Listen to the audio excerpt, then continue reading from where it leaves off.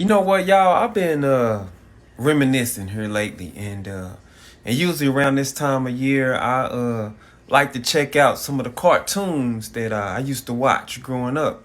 And I remember as a young African American wondering why there were no people that looked like me in these cartoons. Now I do realize that these cartoons were made in the late '60s and '70s, but as I'm watching it with my little dude, and uh, you couldn't find us in Rudolph the Red-Nosed Reindeer.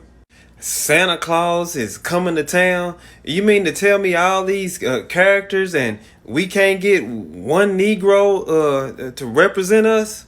You mean to tell me out of all of these characters, you couldn't find space for one African American character? And y'all, the closest thing we get, y'all, to representation for black people is the damn penguin.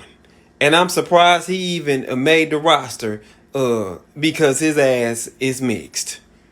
I mean, you couldn't find us in Frosty the Snowman. It just goes to show you that back in the day, and still to this day, they didn't care nothing about inclusion or representation when it came to black people.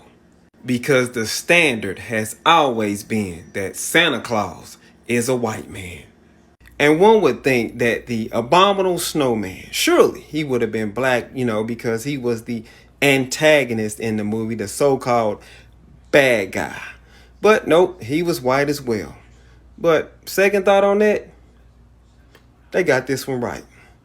But did you know that in 1909, Matthew Henson, a black man, became the first man to reach the North Pole?